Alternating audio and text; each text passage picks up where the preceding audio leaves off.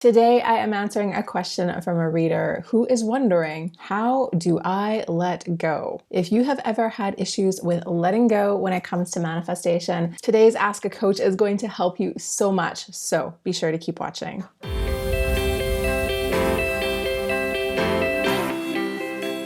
What's up, my friend? Welcome back to another episode of Ask a Coach. My name is Jen Stevens. I am a spiritual life and business coach, and this is my YouTube channel. We are switching it up around here. I have been creating new trainings for you every single week for a long time, but right now I am doing a series called Ask a Coach, which means it is time for me to answer your questions about mindset and manifestation. My whole work here is to help you learn how to use your mind so that you can live your best life. And the tools I use to help you do that are mindset and manifestation. So this is a really fun new series for me, and I hope you guys enjoy it. So as I said at the top, today we are answering a question that is all about letting go.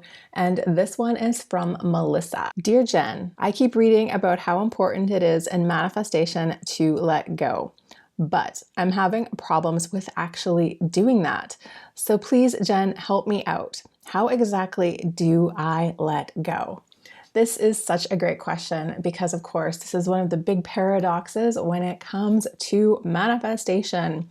People tend to come to me when they really want something, like they really want to get out of a financial jam, or they really want to manifest a relationship with their crush, or they have some sort of urge that seems really, really important and essential. Sometimes it feels like our urges and our desires are defining the rest of our life. So if I don't get this money, then everything is going to be terrible. Or if this person doesn't fall in love with me, then no one else is ever going to. This is already a red flag. If you are picking a manifestation goal that's making you feel desperate, clingy, or like this is the only possible answer for you to be happy, you are probably way too attached to the outcome. So first of all, that is totally okay. We have all been there. And it is a funny thing in the world of manifestation to, on the one hand, be really aware of your desire and aware of the things you want in life, but also to try not to get too attached to things. This is just something that we all tend to do.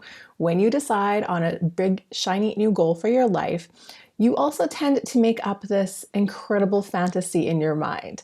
Like, if I get into this relationship, or if I create this money, then everything else in my world is going to be perfect.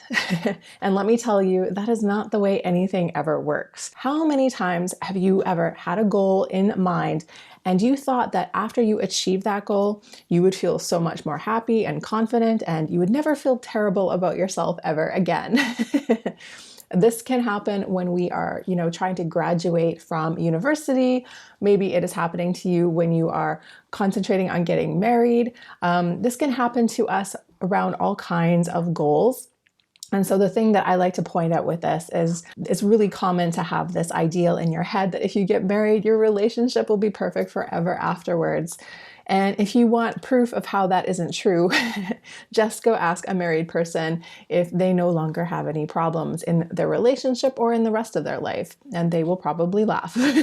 Even though this way of thinking is completely irrational, we tend to fall into these traps. And unfortunately, the truth is that this way of thinking just creates more barriers. Here's another way to prove this point. I would like to challenge you to go and try to manifest something that you have zero attachment to. So go and, pick a symbol or a number, like a colored feather or something like this. Pick anything that you like and ask the universe to show you the sign within the next 72 hours or so. So you might pick a blue balloon, a rainbow, a kind of bird, whatever it is. Just make this intention. Set your intention, set a deadline, and just sit back and wait. And I can guarantee you that this works all the time, and we have no problem manifesting in these kinds of things. You'll be walking down the street and suddenly there on a billboard is your rainbow or your bird or whatever it was. Or maybe it'll come in a social media post, maybe it'll come in somebody showing you something on the TV. Like, you just never know how these things show up. So the reason I want you to try this is because this just shows how easy manifestation is when you have no attachment. So the reason why I would ask you to pick something completely random is because you don't have an attachment to a rainbow or a blue balloon or whatever it is that you chose. And so when you make the request and it comes into you super fast, you're just like, oh, wow, cool, amazing. What a fun game this is. And that's really what manifestation should be about. So when we fall into the trap of being like, well, I need this amount of money and I need this person and I need this thing to happen, we are already creating such a story there that we are so attached to. We have fallen out of this effortless, fun play that manifestation should be. Again, the reason why it is so easy to manifest in these symbols and pictures and animals is because you don't have attachment. You have no story to what seeing a rainbow will or will not mean about you.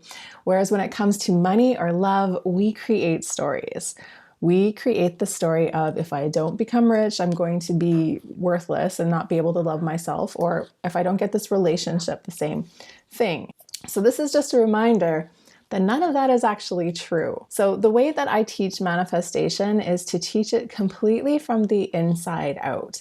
And in my world, you are always creating your results inside of you first. And the really cool thing with this is that when you are really confident and when you're really leaning into the feeling, it almost doesn't matter anymore if the actual goal comes into your world, because at the end of the day, we are always manifesting our desires because of the way we think they will make us feel. We are always only after the feeling. And the cool thing is, the feeling doesn't really have anything to do with the arbitrary goal. This is the real trick of letting go. Learning how to feel the way you want to, even before the money or the job or the relationship show up in your life. If you are struggling with letting go, then I am going to suggest that you haven't really mastered the feeling part of this. You are still waiting for reality to tell you how to feel. And again, the whole point of manifestation is feeling that way and then attracting it in. So that is just indicating to me that you just need to go back to working on your inner stuff. So I don't know what you are manifesting in particular, but I would suggest, sitting down, journaling on it, and really getting into that feeling. Like, remember who you think you're going to be when you get your goal. What do you think you're going to feel like? And then start to make a list of how you can start to program yourself to feel these things, to act a certain way, to do all that stuff ahead of time. This is completely the opposite of the way you have been taught that life works, but you can keep struggling along, waiting for the thing to come and then feel good. And you are going to find that it just keeps going farther and farther away from you. And that is exactly why you're in the world of manifestation, right? Because doing things that way doesn't work. So you have to remember to trust the process, and you have to remember that you are always in charge. You can create the feeling. And when you have that really nailed, when you really understand that, then it is so easy to let go. Everything will turn into something like a blue balloon or a rainbow where you have really no attachment to. It's like great if they show up.